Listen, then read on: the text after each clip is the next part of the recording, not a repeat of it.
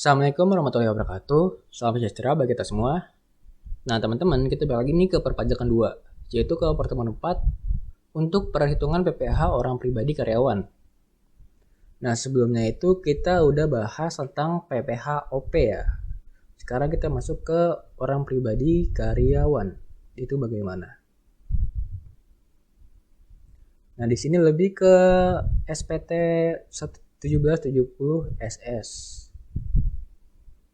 Nah, ini kita lihat nih, WPOP karyawan itu apa sih? Untuk kemudahan, WP yang mendapatkan penghasilan dari pekerjaan dapat disebut sebagai WPOP karyawan.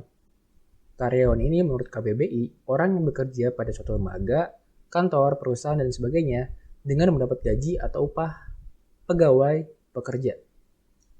Nah, karakteristiknya ini mendapat penghasilan dari pekerjaan bersumber dari pemberi kerja, mempunyai atasan, biasanya diberikan bukti potong PPh dari pemberi kerja. Jika pegawai tetap itu 1721A1 jika pegawai swasta dan 1721A2 jika PNS atau TNI, Polri, pejabat negara atau pensiunan.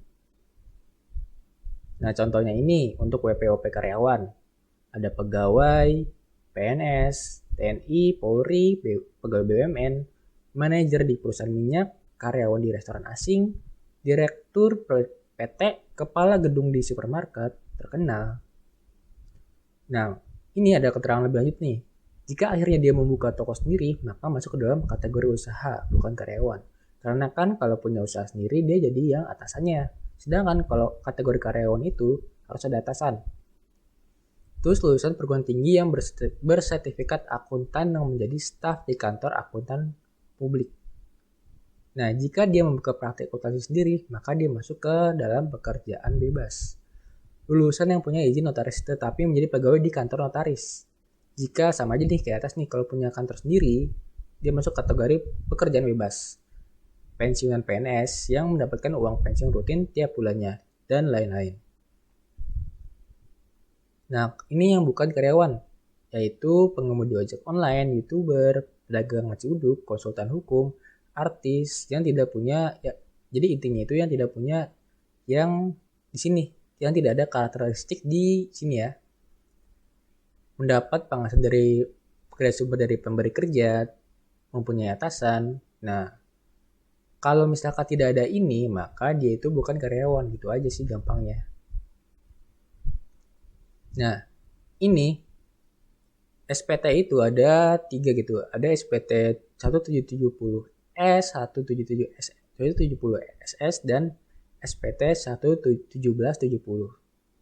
Nah, untuk WPOP yang karyawan dengan penghasilan bruto lebih dari 60 juta setahun itu harus menggunakan SPT 1770S. Tetapi untuk yang kurang dari 60 juta setahun disarankan SPT 1770 SS. Nah, kalau dalam e-filing, nah kalau sekarang kan udah canggih ya, zaman modern, maka ini sekarang itu lebih menggunakan e-filing daripada yang dalam bentuk kertas atau dokumen.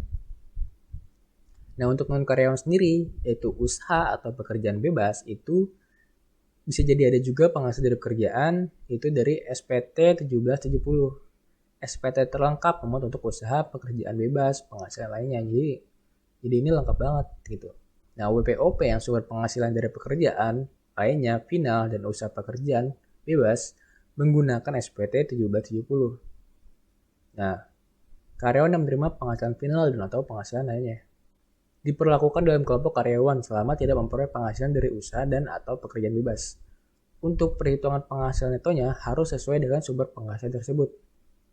Nah, SPT yang digunakan ini 1770S atau 1770SS.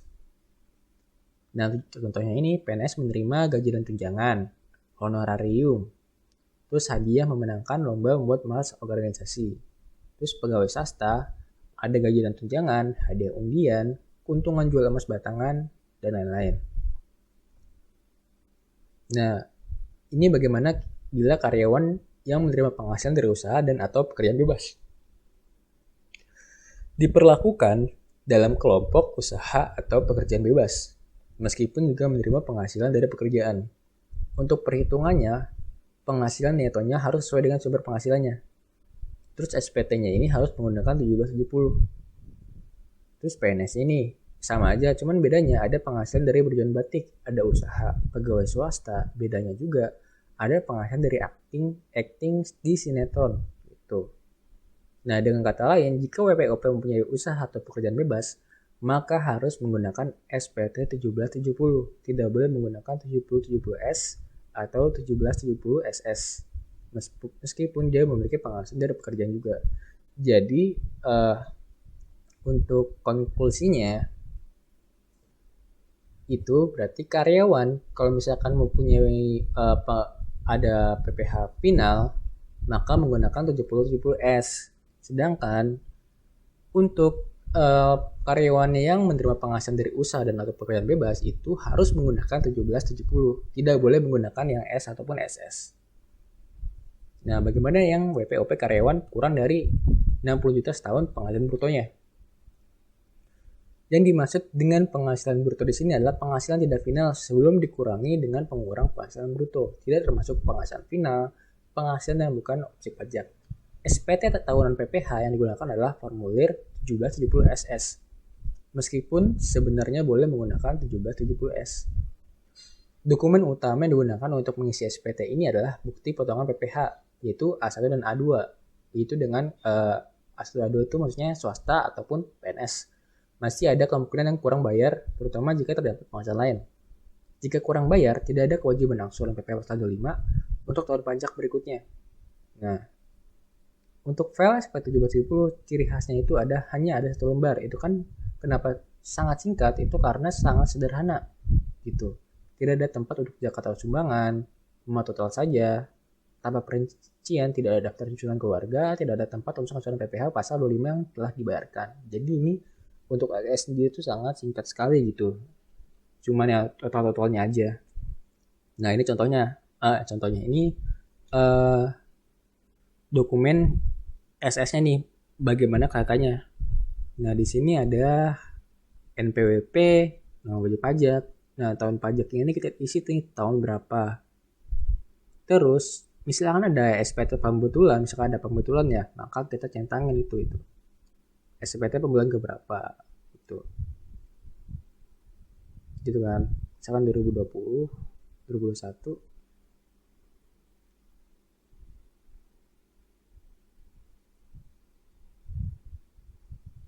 terus NPWP berapa, nama wajib pajak siapa, misalkan nama saya, terus penghasilan brutonya berapa.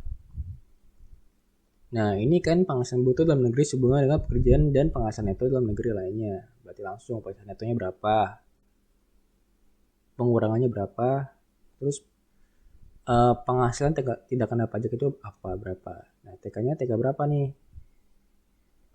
Berapa gitu kan. Ini hanya salah satu aja kan ya untuk untuk PTKP.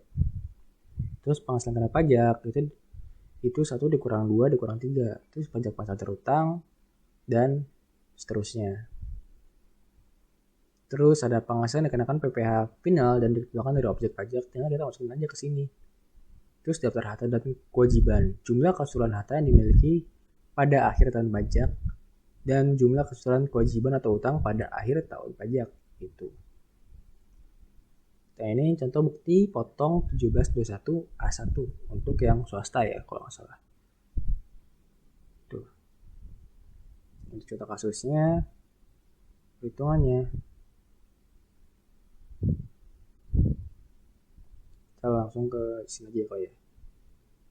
Nah, untuk yang mana ya tadi ya? Nah, yang ini. Ini kan bisa dibilangkan Tuan Ali dan Rastri gitu. Berarti suami istri. Berarti kan dia Kak ya, KI ataupun Kak. Nah, kita lihat dulu nih. Si Rastri ini kita lihat pasangan berbahagia menikah pada 2 Februari 2017. Nah, karena 2017, kalau misalkan dihitungnya tahun 2017, maka Ali dan Rastri ini itu tidak kawin kalau dihitungnya 2017. Tapi karena ini dihitungnya 2019, maka dihitungnya KI gitu. Nah, terus kita lihat jumlah tanggungan itu punya itu nggak apa? Ada anak ataupun ada tanggungan. Kalau kita lihat ini tanggungannya ini nggak ada ya. Ini langsung ini ditulis ini. PTKP-nya berapa? 58, 500, dan 54 juta. Nah, terus Ali mendapatkan warisan mobil dan Rasti mendapatkan pakaian dan domestik dari perusahaan-perusahaan. Nah, berarti Rastri ini kan kerja kan ya. Nah, kita lihat nih, Rastri tidak memilih menjalankan kewajiban pajaknya secara terpisah dari suaminya. Rastri memilih menjalankan kewajiban pajaknya secara terpisah dari suaminya. Nah, ini kita lihat nih, ini dia kakak atau PH. Karena di sini tidak ada keterangannya, berarti kan dia memilih menjalankan kewajibannya pajaknya secara terpisah dari suaminya. Berarti kan ini digabung kan ya. Berarti kita bisa ituin. Kalau ini kan kakak ya. Coba kita lihat. Nah, ini bersifat final. Itu. Karena kan dari pemberi kerja kan, satu pemberi kerja. Dari perusahaan Rasti mendapatkan pakaian dan domestik dari perusahaan.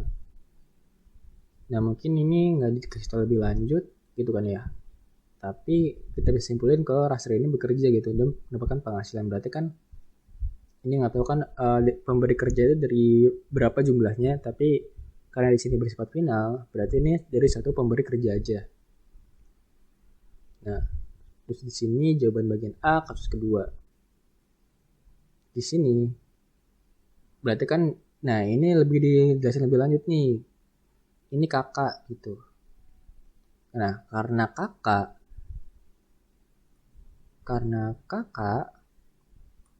karena si istrinya itu bekerja,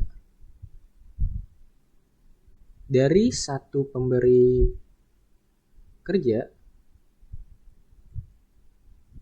maka dikenakan PPh final gitu.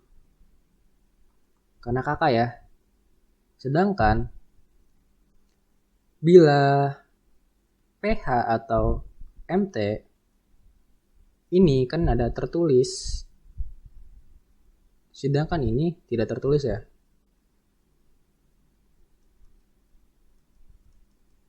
Untuk penghasilannya sendiri itu digabung gitu, digabung ke NPWP suami.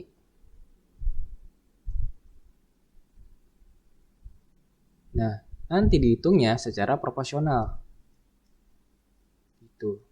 Nah, Rastri memilih menjalankan kewajibannya secara terpisah dari suaminya. Nah, karena terpisah kan itulah ya. Kalau dari kasus kedua ini kan dia cuma sampai sini doang nih, PTKP K0 gitu kan, PTKP-nya K0. Nah, kenapa K0? Karena kan kakak nih, karena kakak terus istrinya dari pemberi kerja, terus jadinya maksudnya apa, PPh final, maka bukan KI lagi, tapi jadinya K gitu. Ini jatuh ke kategori K karena istrinya ini dikategorikan sebagai PPh final gitu. Nah, misalkan kalau PH sama MT, yang berarti dia masuk ke KI gitu. Karena kan walaupun dia punya istrinya bekerja di satu pemberi kerja, tetapi PPh-nya tidak termasuk kategori final. Tuh. Makanya di sini di jawaban bagian B, di sini kita bisa lihat PPh terutang masing-masing itu dihitung secara proporsional gitu. Nah, di sini kita bisa lihat jika MT atau PH, maka penghasilan istri tidak digabung dengan suami, sehingga penghasilan istri dari satu pemberi kerja tidak bersifat final gitu. Pemotongan PPh pasal 21 atas istri pun dapat menjadi kredit pajak istri nantinya. Nah, mungkin untuk pembahasan materinya cukup sampai di sini. Selanjutnya kita bakal bahas soal